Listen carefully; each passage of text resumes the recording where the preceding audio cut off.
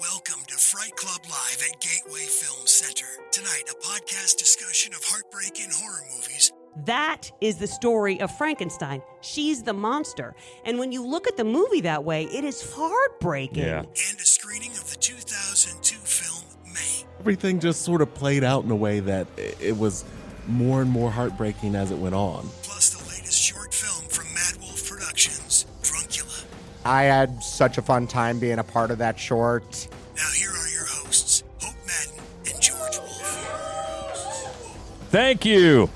Thank you so much. Appreciate that. Welcome back to our home away from home, Gateway Film Center. And she is Hope Madden. He's George Wolf. And we're from madwolf.com, the February edition, the Valentine's Day Eve Valentine's Day. edition of Fright Club Live. And that's why we're talking about heartbroken horror. Hopefully we won't have a heartbroken Valentine's Day. But before we get to that, we talk about last time when we've had, the last Fright Club podcast, we had a special guest on.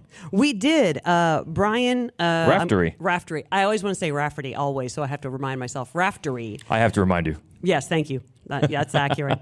Who wrote a book, Hannibal Lecter, A Life. Boy, if there was a book that was like aimed directly at me, I don't know. I mean, it was but it was really, really fun. It was a really fun read. It's a nonfiction book, and it talks a lot about Tom Harris and his life and how the character came to be and how it became a pop culture icon. And it's a fascinating book, and he was really nice. He was a great guest. He was. A lot of great information in there on the entire lore of Silence of the Lambs and Hannibal Lecter specifically, and the writer Thomas Harris, who, if you didn't know, is kind of a recluse, so it's hard to get information out of him. Yeah. And some of the stories that Brian told, just great. Getting into a stash of, like an archive of mementos from the shoot. Amazing. Yeah. Jonathan Demme, like all of his just records from the time, just boxes and boxes of just unredacted, just everything from the shoot. He opened the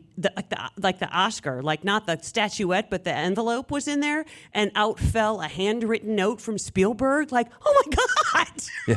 He was just digging Why into did this you stuff. leave? Yeah. Oh my God, it was the coolest thing. Yeah. And at one point, he's just, he was a dear human being. And he said at one point, I don't know if you guys have seen the movie. You mean today? But then we told him, so we saw it. It was our Valentine's Day date that year. We hadn't been seeing each other all that long, and it opened on Valentine's Day, and we were there, and he was so excited because he's much younger than us, and he was just like, I'd love to hear, why would you have gone to that? And we're like, why not?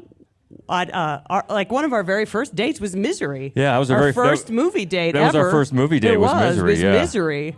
So that just set things in motion. It surely did. I think pretty much. It surely did. But no, he was a great guest. He was. I mean, sometimes when we get these cold calls from PR or whatever, just trying to book guests, and you sometimes like, I don't know. Most of the times you're like, I don't know. But that book looked, right up our alley, yeah. and he turned out to be just great, a great guest. It's called. It is a great book. I mean, it's incredibly well written. It's just delightfully well written. I highly recommend it. Hannibal Lecter, A Life. Yeah, so that was the last time, and the last time here at Gateway last month, we talked about Spanish language horror of the last decade, of which there's been a ton, and we showed the Wolf House, the Casa Lobo.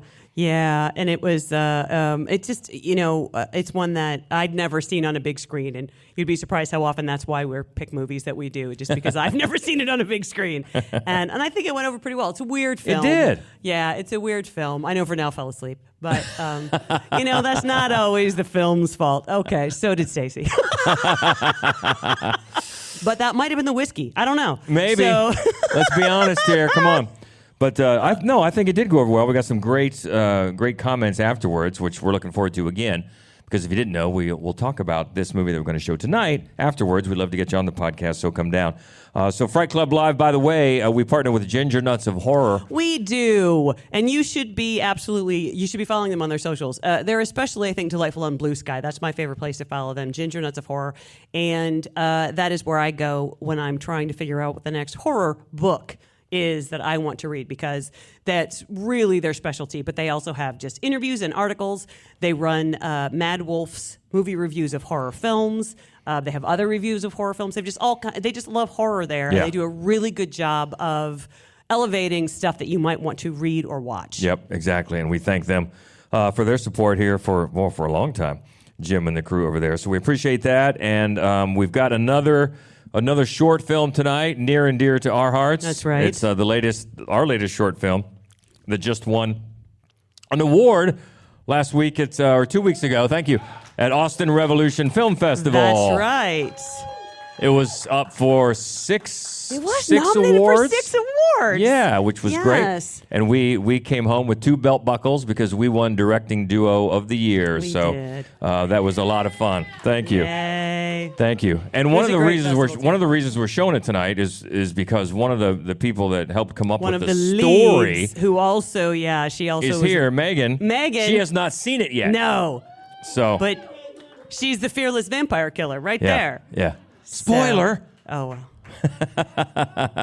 So we wanted Megan to be able to see it on the big screen, and we don't need. We just like to watch it. Exactly. We don't need a our lot, show. a lot of cajoling to get it up there. So that'll be fun. Thank you for that. But we're talking about Also, I just want to Heartbroken point Horror. out, Yes. before we move on, we learned that Tyrone is back on his bullshit. Tyrone has promised to get a new short film out every month. So expect to have this year's events peppered with Tyrone's short movies. Assuming he'll let us use back some. But on the bullshit. I might just. I'm tempted to just use the one that you posted to let us know that you were making more. Oh, that's great. That's a great one. It made me so happy. It was Plus, so 'cause fun. We have cameos. We do have so that cameos. helps yeah. our appreciation We're of it. clown transport. Yeah, that was great. So all right. We look forward to all that, but we've got a top 5 for Valentine's D. That's right. But we've got a bunch, and these are good ones. I that know. almost made the list, man. It's a pretty ripe topic. Yeah. And one of the things that I kind of wanted to avoid, if possible, is the stalker. It turned ugly, and I became a stalker for the most part. Although The Love Witch was this fucking close, because God, I love that movie. And also The Loved Ones was really close, because it's always really close, no matter the topic. But here are the ones that just came in under the wire. All highly recommended. Midsummer. Yeah, that one for Heartbroken, I get it. If the category was my boyfriend is a D-bag, Oh, yeah. then that would be in that top 5. Yeah, it really jumps Yeah. to the top there. Yeah. Swallow. That's another one. Yeah. Get Out. But you couldn't dwell with him on Heartbreak because he was also about to be murdered. So he had to get over it really quick. Yeah. But that moment when she just holds the keys, I you're know. God. Sightseers. Yes, that's I love fun. That. I love that That's movie so so much fun. And The Corpse Bride, which they're going to show tomorrow here at the Gateway Film Center. That's just a lovely movie. And honestly, it is a really heartbreaking film. But I don't really find it horror, so that was one of the... It was really neck and neck for our number 5. Audition, which... He doesn't have a whole lot of time to be heartbroken either. Oh, no. He broke her heart. He had it coming. Yeah, he had it coming for sure. We see who I side with. Also, Alleluia. I don't know if you guys know this movie. It's from the same director who made Calvaire. So now you might have a sense, but it's... and it's one of those movies based on that real... There's been a few made. Yeah. Based on Lonely Hearts Club Killers. The Lonely Hearts Club Killers. Yeah, really worth checking out. And then It's the best of the movies based on that. And then The Love Witch. Again, The Love Witch and The Loved Ones. And The Hunger. The Hunger was the one that hung on for the longest, almost made it. Phantom of the Opera, Creature of the Black Lagoon, they also almost made it. Where you just sort of go, I think that monster just loves you. But then at the same time, you're like, he's also kind of a stalker. All right. I'm not going to say The Hunger was on there for a long time until you forgot about one. Yeah. And then I had everything all set. She's like, Stacey's oh, no, gonna wait. hate it. You're going to hate it. But it made it. It made the list. Okay. Well, those are some good ones, though. But we'll get up to our top 5 on the way to showing one of them tonight. And this one's from 1986. I put down 1966, and that would be wrong. It would be wrong. A botched experiment transmutes a man into a monstrous insect in The Fly. There is a limit, even to the imagination. Something went wrong, Seth. When you went through, something went wrong. Oh no, what's happening to me? Am I dying? Oh no, a fly got into the transmitter pod with me that first time when I was alone. I'm afraid. Don't be afraid. No. Be afraid. Be very afraid. Help me. Please, help me. Yeah, I remember Poor seeing that Bruno one in the Fly. theater when it came out, and that no. was the shit. It is interesting of all the subtext in that movie, and there's a lot, to boil it down to Heartbreak, because there is one obviously in there. Yeah, and I think one of the reasons that this movie works so well, and it's funny because Cronenberg, I don't think Cronenberg, his films are known for the really compelling, heartbreaking performances necessarily. But in this one, Jeff Goldblum is so just dear, and you just feel for him because he's so excited. He's had this great breakthrough. He's met the woman of his dreams who looks weirdly exactly like him, same height, same mullet.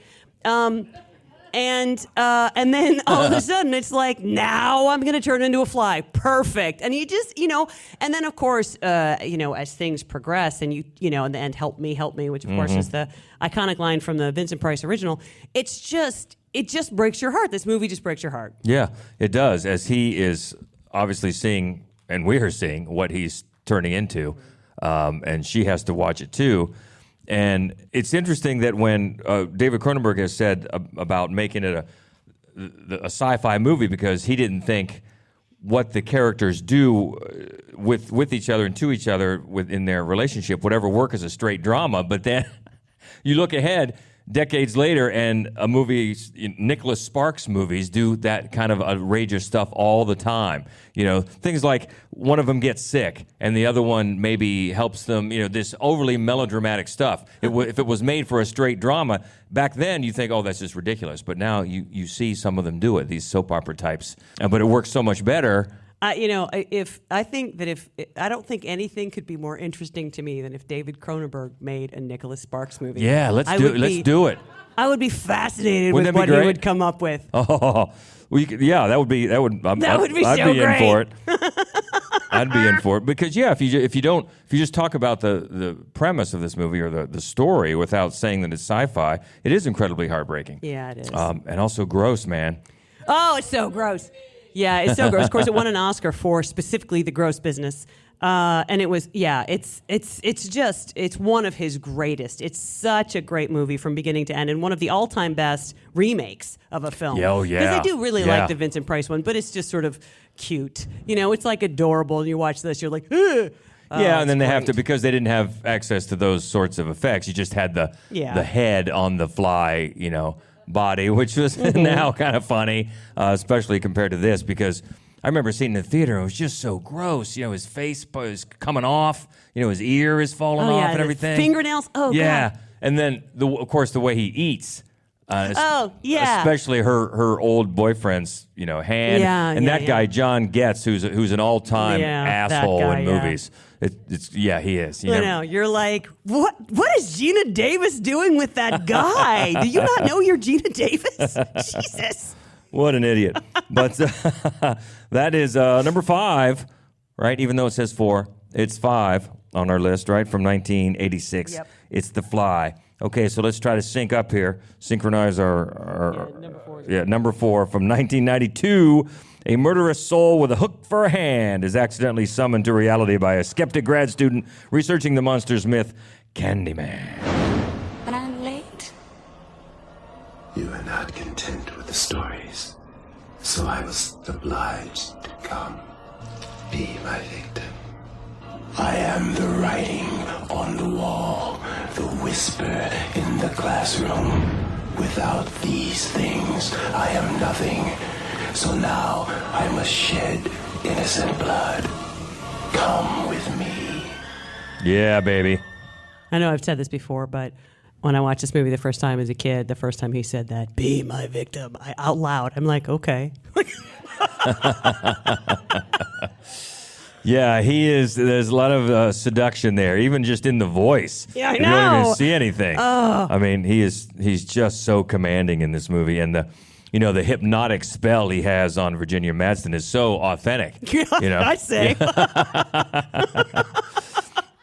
And actually the director had the two of them take ballroom dancing classes together. Oh, how just so they interesting. would have more of that Chemistry. romantic, Yeah. that classic movement That's a good together. idea. That is a great idea. That is. That's a really good idea. And you can see How it. awesome would that be? Oh, I'm just going to go do some ballroom dancing with Tony Todd right now. It's for work. It's for work. It's for work. But they do. They have that almost surreal, hypnotic, dreamlike interaction. They really do. And it has that without saying it, but it's got that, like I've crossed oceans of time for you sort of romance about it. Like, is Helen this woman who the romance caused him to be murdered in such a horrific way back in the day? And it's just, I love Nia DaCosta's Candyman, but it doesn't have that kind of romance about it. It's superior in most ways. But this was, I think, just a heartbreaking film. Yeah. And also, her and her dick husband, who's clearly cheating on her, who at the end has his new girlfriend who's just wildly braless in that last scene. You're like, I don't know what the director thinks we're supposed to be paying attention to right now, but we're not. Wildly. But you felt for all of them. I just think his performance is just aching and sad, and like, I have to do this. This is what happens. It has to happen. I love this movie so much. Apparently, too, there were several minutes of footage cut between the two of them because, unfortunately, they were too worried about the clapback from the interracial aspect of it. I know. But they cut out several minutes of their, a lot from the embrace scene at the end and just some more maybe romantic footage, which is too bad. It is too because bad. they had a fantastic chemistry, connection and chemistry. They did. Even away from the horror aspects of it. They just did. Yeah. With the bloodshed and the bees and all that. Yeah. There's the bees. Yeah, the bees. But it's such a great movie. And I love the update as well, Nia DaCosta's. Yeah. Which is one thing about that movie, it just somehow Vanessa Williams hasn't aged in like a damn day. I Not couldn't one believe day. that. Because I haven't really seen her in much. No, and I swear to God, when I saw the trailer, I assumed it was like her child. Like, this is going to be like the adult child. It was amazing. Yeah, she looks exactly the same. She Amazing. She looks younger than the guy who plays Candyman. Yeah, it's crazy. But that's a good one to boil down just to the heartbreak aspect of it, because obviously it's a horror movie. I mean, he's got a hook for a hand and he does some damage. But there's a very like my first horror movie crush. There's a longing. There is, about it, and that was something I think if you listen to interviews with Tony Todd that he was very cognizant of, giving him a backstory, giving him an arc and an agency, and I think it comes through. And you know, of course, that Eddie Murphy wanted this role. And I just think so many times about how ruined this film would have been with Eddie Murphy. Yeah. Because first of all, he just doesn't have that voice. He just doesn't have it. This would have been... And he needs to be It just imposing. would never have worked without Tony Todd. And I love Eddie Murphy. Don't get me wrong, but you can't go wrong here.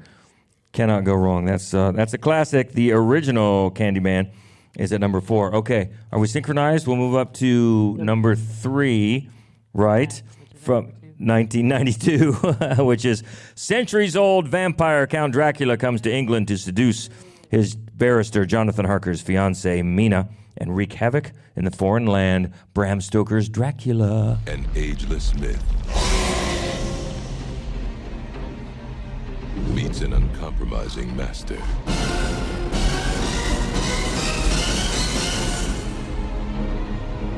Francis Ford Coppola brings an undying legend to life. Dracula.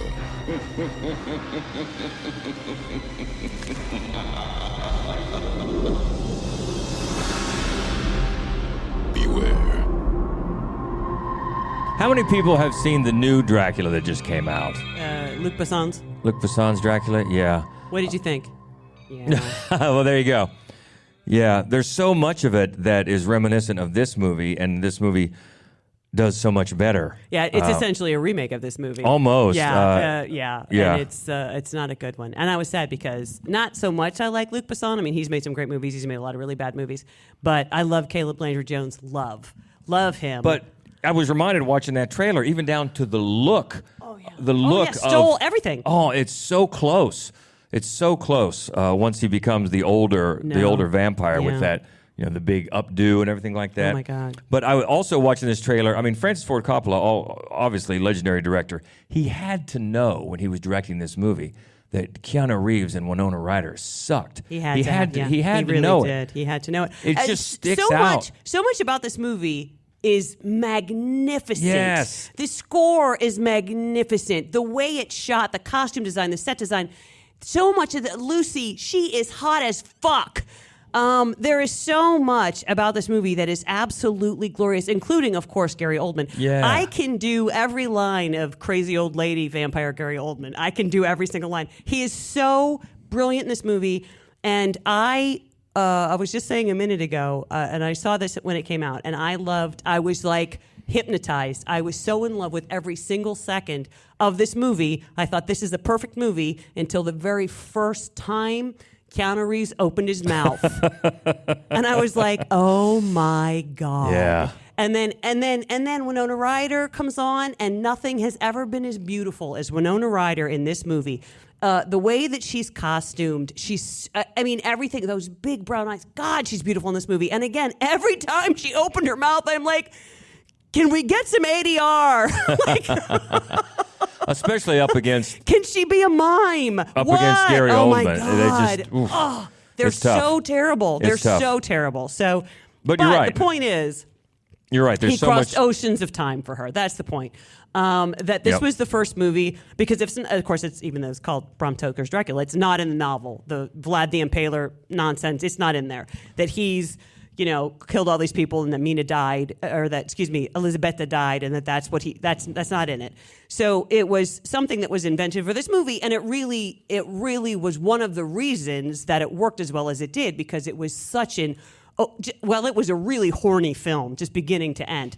But it was so romantic that it was this love story, and that was really what set it apart from other Dracula films. Yeah. Yeah, and it does a good job doing that, making it the heartbroken love story. Yeah. And you're right, there's so much to like about this movie. Just the way he does things like those shadows moving on the wall.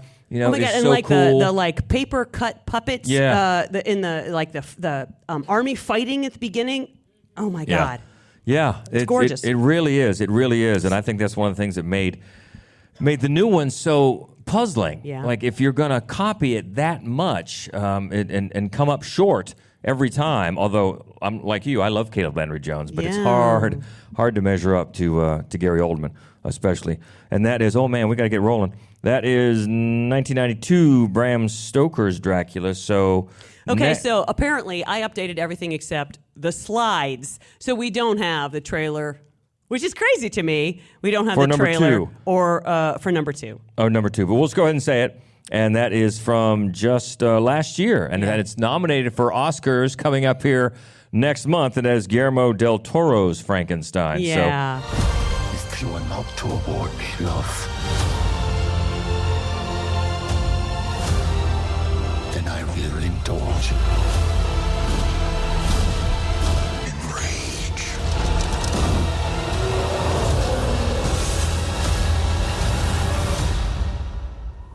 Now, run.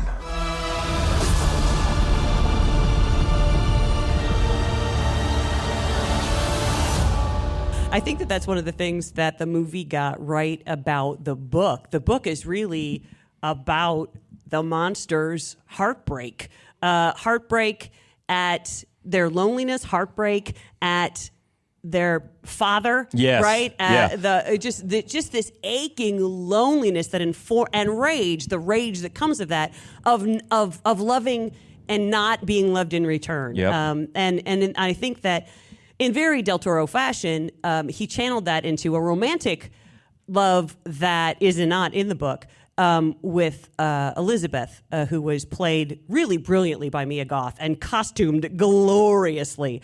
And I love so much about that part of the film because, it's It's more sensual than sexual. It's more like two lost souls who see something in one another. Yep. And I thought that that it was a way to like enrich the just tone of heartbreak of the whole film. That he was doomed to forever be alone with no one to love and no one to love him. Yep.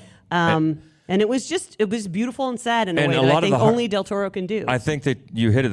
So much of the heartbreak was about his father, the relationship, and then Yes. forgiveness is a big theme in there. And then the undertone is the heartbreak of the Mia Goth character, but it's so much about the father and the son and the gods and monsters. And that's something that Del Toro does so well because he's constantly wearing his heart on his sleeve. Yes. And he surely does it in this movie to gorgeous effect. Mm-hmm. The main thing, I don't think either one of us thought that the real minus about this film was the whole Christoph Waltz thing. Yeah. I thought that kind of brought most of the film down. Other than that, I think that was, for me, I felt sort of almost from Del Toro autobiographical. Like, whenever I'm trying to do something cool, there's somebody who says they just want to give me money, but they always want something out of me. That's what that whole thing felt like to me. Interesting. Yeah, because if you break that whole character down into choices and motivations, it gets kind of silly, but still love the film. Right. Still love if you my own personal read on the novel, which is among my all-time favorite novels, Mary Shelley, there's always like that, oh my God, she was at a party and they said, let's all write a spooky story, and it was a teenage girl who came up with the best one. But, she had given up her whole life. She was a genius, as was her mother, and she had given up her whole life to like be recreated in the image of this man, to let this man recreate her. And then once he did, and once she had nothing but him, he was done. That's all he wanted to do. And there she was stuck. That is the story of Frankenstein. She's the monster. And when you look at the movie that way, it is fucking heartbreaking. Yeah. And I think for me, Del Toro was the first person to really grasp that. And still today, it's hard to grasp what she came up with as a teenager. I mean, that legend, it's insane. Continues obviously to this day. Just it's a masterpiece. Influencing so many storytellers with just that basic Prometheus type of story. It's amazing that she did that as a teenager. Just all the props. Okay, so Guillermo del Toro's Frankenstein is at number 2, and number 1 is the one we're going to see tonight. So we're not going to talk much about it until you talk about it after we're done. And this is from 2002. A socially awkward veterinary assistant with a lazy eye and obsession with perfection descends into depravity after developing a crush on a boy with perfect hands. It's May. So what do you do, May? I work at the animal hospital. When I left for vacation, my dog had 4 legs. Now, she only has 3. You can't sew it back on, can you? I could. Oh, you crazy bitch! Actually, I kind of liked it. Does this stuff freak you out? Nothing freaks me out. Do you feel weird doing this? If you can't find a friend, make one. What you reading about? Amputation. So the only couple things to say, that's of course the guy that we called My Foot Hurts for years before we knew his name, because he has that line in Clueless, My Foot Hurts. Jeremy Sisto is his name. It's not My Foot Hurts. And if you're a fan, as I know Hope is, of Giallo, there's a lot of references. You'll start noticing those. There's a lot of Argento references in this movie. We learned a fun fact from Stan today that one of the editors in this film is Ryan Johnson. Like, the Ryan Johnson is one of the editors in this movie, which is really awesome. Yeah. And I just want to say that I picked this scene instead of a trailer because it breaks my heart. That last second where she just gets embarrassed just fucking crushes me. I love this movie. I love this movie so much. Has everybody seen it? Who has not seen this? Ooh, yay. Yay. That's fantastic. Not a shutout, but a good number. I can't wait. Please come tell us what you think. Please. I cannot tell you how much I love this movie. And I just want to point out just one thing, and it's not really about the movie as much as it's about myself. I was the unexpected second twin. They thought they were having one. They had 2. They went after me with forceps because they'd been gone on a long time, and they crushed my left eye. And for many years, they thought I had a lazy eye. And I got glasses when I was 2, and I had to wear a patch over my right eye. I I was like a weirdly tall, chubby pirate with bangs for a very long time.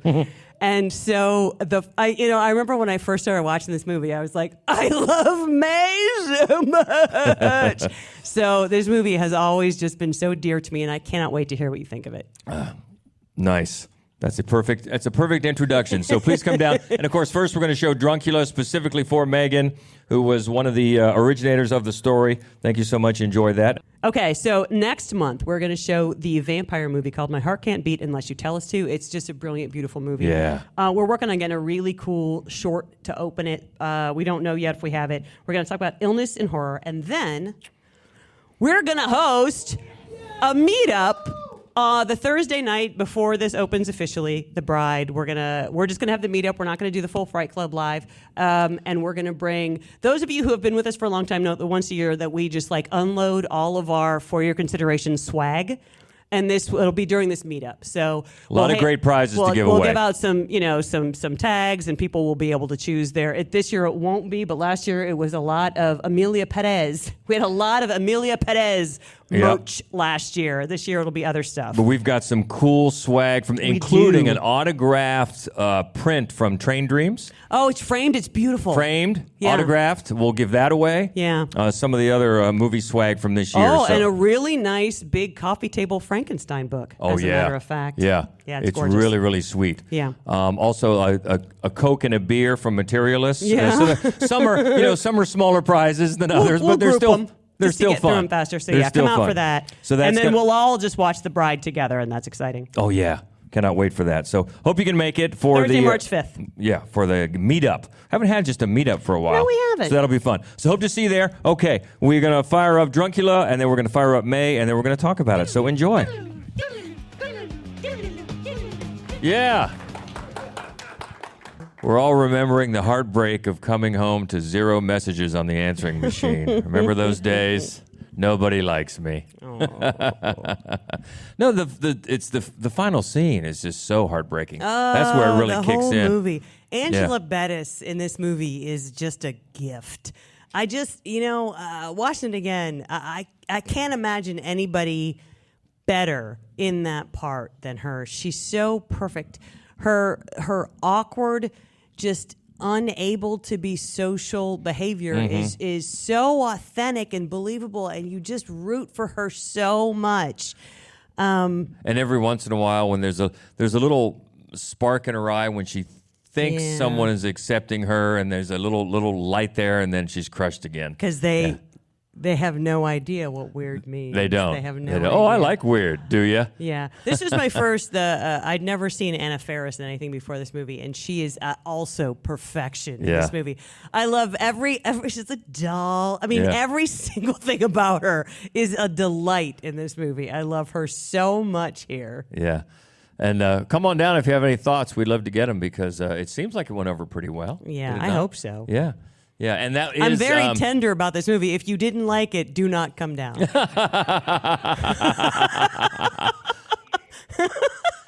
FYI, the guy, when she goes into the elevator and that couple is making out, the guy is the director. Yeah, that's Lucky McKee in the elevator. Well, first off on Druncula, I don't know if I said this last time, but I had such a fun time being a part of that short. It was... You were super fun in that short, and also I want to thank, Michael. The title cards are so fun. This was the artist for our title cards right down here, Michael Anthony Carroll. And watching it for the first time when you screened it before, I was excited to see the context and how it all played out, and the end result was really hilarious. Thank you. And as for May, Anna Faris was just so great in the role. Really weird, but so heartbreaking too. Yeah, there was it's just and Jeremy Sisto also. He's really good because you can tell. I mean, he's kind of a dick, but at the same time, it's like he doesn't want. You know what I mean? Like he doesn't want to be an asshole to this person, but he's just kind of an asshole, and so I thought he was also very good in this movie. And his foot hurts. His hands do. First, who doesn't love finger food?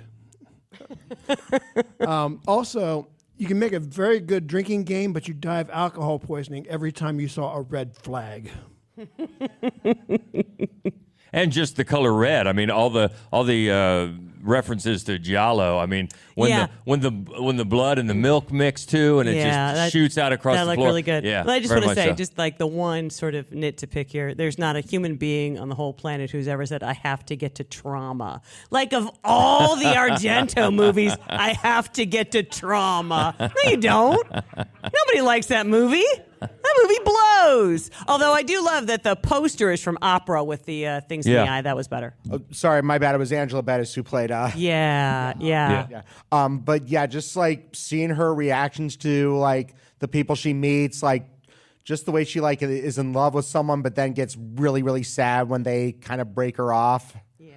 The first scene of her in the elevator where she like doesn't know what to do because it's almost, I mean, they're in a public place making out, but they make her feel like she shouldn't be there. Mm-hmm. That's one of the scenes where you just want to just hug her. Yeah, because she does need a friend. That's where she goes. She's gone through life like that, just being just a little out of place. Yeah. And that's another, we mentioned earlier about the long range influences of Frankenstein. There's another one right there. It's clearly, and of course the first person she takes got I love your tattoo. It's a Frankenstein tattoo.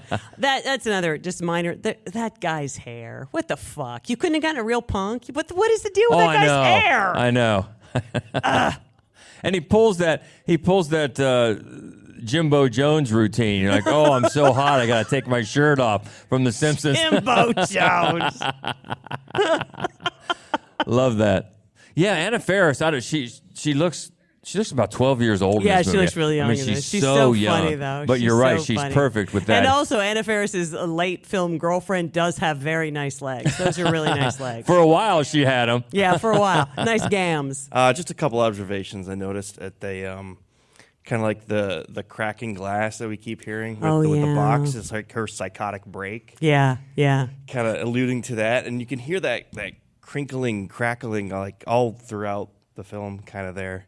Yeah. And I also thought it was very interesting when she was fantasizing about the guy and the hands, and she's like fantasizing about him running his hands all over her face, and she's acting like a cat would.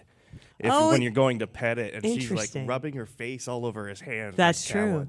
Yeah, that's really true. Good call. That second though, where he wakes up, that is just the most crushing moment on film, where you're like, "What are you doing right now?" And she's so happy for a second, and then and she falls on her ass. Oh God, this movie just breaks my heart. It just kills me. I love this movie. Oh, good.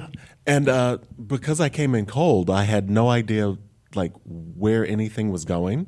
So you had the doll, which was really prominent, and I thought it was going to be cheesier, and it wasn't. Like everything was played so almost quietly. Like nothing was over. Well, the eyeball was over the top,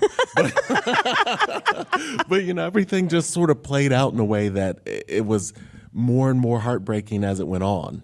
Yeah, it was great.